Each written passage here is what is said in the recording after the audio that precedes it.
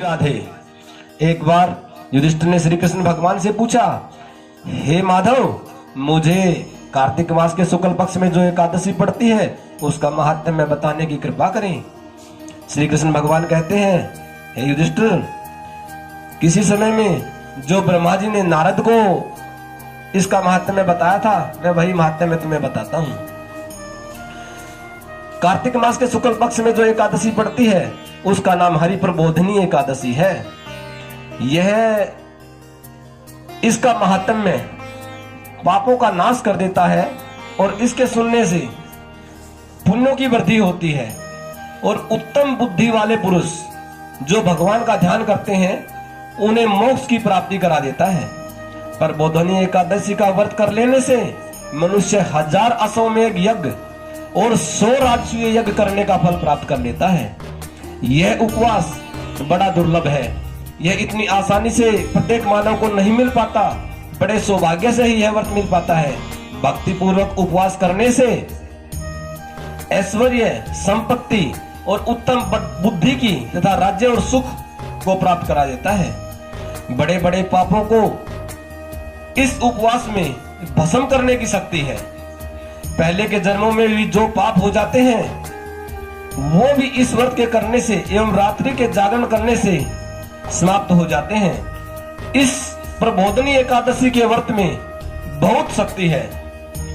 जो तीर्थों में नहाकर स्वर्ण का दान करता है, पृथ्वी का दान करता है, उससे जो फल प्राप्त होता है वही इस प्रबोधनी एकादशी का व्रत करने से और पूरी रात्रि में इसका जागरण करने से उतना फल प्राप्त कर लेता है। इस व्रत को करने से जो भी इस व्रत को करता है उसके पुत्र और पोत्रों तक सुख प्राप्त होता रहता है और ज्ञान प्राप्त होता है, भोग और मोक्ष की प्राप्ति करा देता है और अंत में विष्णु धाम को प्राप्ति होती है।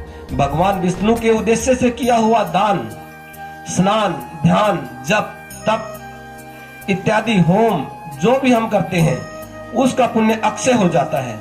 जो भक्ति पूर्वक माधव की पूजा करते हैं वे 100 जन्मों में जो पाप हो जाते हैं उन पापों से भी छुटकारा प्राप्त करा देते हैं और अंत में विष्णु धाम को प्राप्त होते हैं। जो कार्तिक मास में पराय अन्न का त्याग कर देता है, क्योंकि हमें और किसी के घर का अन्न कार्तिक मास में नहीं खाना चाहिए। जो कार्तिक मास में पराय अन्न का त्याग करते हैं उन्हें चंद्रायण व्रत का फल प्राप्त होता है। चंद्रायण व्रत बड़ा महत्व रखता है, उसकी चर्चा फिर कभी बाद में करेंगे।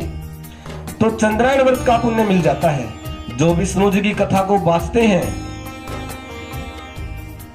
उन्हें 100 गोदान का फल प्राप्त होता है। इसलिए हमें भगवान विष्णु के सामने शास्त्रों का, पुराणों का अध्ययन अवश्य करना चाहिए। जो भगवान की कथा करवाता है अथवा कथा के लिए प्रबंध करता है, जो कथा में सहयोगी होता है, अगर कहीं कथा हो रही है तो हमें उसमें सहयोग अवश्य करना चाहिए, उसमें कभी भी रुकावट पैदा ना करें। जो भगवान की कथा करता है या करवाता है उसकी 100 पीढ़ियों का उद्धार हो जाता है, 100 पीढ़ियों को तार देता है। और जो श्री हरि की कथा बांचने वाले वाचक को अपनी शक्ति के अनुसार उनकी पूजा करते हैं, दान इत्यादि देते हैं, उन्हें अक्षय लोक की प्राप्ति होती है।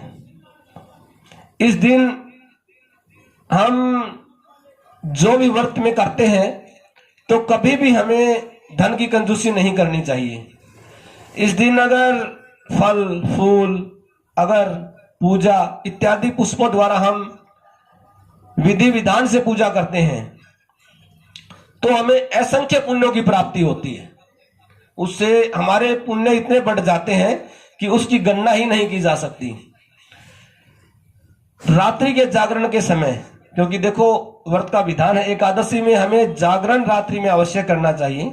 जो रात्रि के जागरण में शंख में जल लेकर नाना प्रकार के द्रव्यों के साथ भगवान जनार्दन को अर्घ्य देते हैं तो जो हमें तीर्थों में स्नान करने से पुण्य प्राप्त होता है उससे करोड़ों गुना अधिक फल प्राप्त होता है।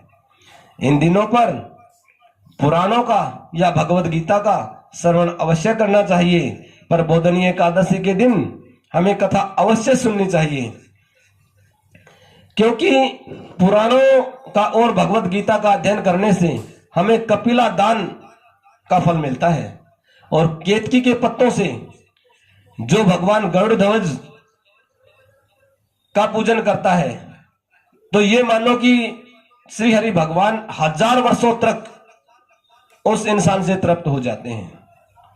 और जो अगस्त के फूलों से भगवान विष्णु की पूजा करते हैं, उनके दर्शन मात्र से, उनका सिर्फ अगर हम दर्शन कर लेते हैं, जो अगस्त के फूलों से भगवान की पूजा करते हैं और हम उनका दर्शन कर लेते हैं, तो उससे नरक की आग बुझ जाती है। और तुलसी दल तो इतना महत्व रखता है कार्तिक मास में कि उसका तो आप बखान ही नहीं कर सकते। उसका बखान करने में तो बड़े बड़े ज्ञानी मुनि भी असफल हो जाते हैं। तुलसी पत्र से और मंजरी से जो भगवान विष्णु की पूजा करते हैं, हर रोज कार्तिक में हमें भगवान को तुलसी दल अर्पण जरूर करना चाहिए।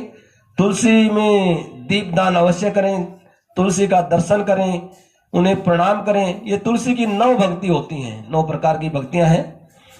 अगर हम ऐसा करते हैं पूरे कार्तिक मास में, तो उनके पुण्य बहुत बढ़ जाते हैं। और अनेक प्रकार के यज्ञों के द्वारा जो पुण्य प्राप्त होता है, वह कार्तिक मास में हमें तुलसी के दल से पूजा करने पर प्राप्त हो जाता है। इसीलिए हमें प्रबोधनी एकादशी का व्रत जितना भी प्रयत्न हो उसको करके अवश्य करना चाहिए। और तुलसी दल से भगवान की पूजा अवश्य करें, क्योंकि तुलसी हर घर में उपलब्ध होती है। चलो केतकी का फूल, पुष्प, पत्र या अगस्त के पत्र कहीं नहीं मिल पाते, लेकिन तुलसी हमारे सनातन धर्म में, हिंदुओं के हर घर में स्थापित रहती है। तो हमें ध्यान करना चाहिए कि हम कार्तिक मास में तुलसी दल अवश्य अर्पित करें, और जहां तक संभव हो सके तो प्रबोधनी एकादशी का व्रत करें। इससे हमारे सारे पाप नष्ट हो जाते हैं और असंख्य पुण्यों की प्राप्ति होती है। जय जय श्री राधे, जय जय श्री राधे। हर हर महादेव। आगे भी महाराज जी के श्रीमुख से कथा प्रसंगों एवं विशेष उपाय को जानने के लिए महाराज जी के YouTube चैनल को लाइक, सब्सक्राइब और शेयर करें और बेल आइकन अवश्य दबाएं।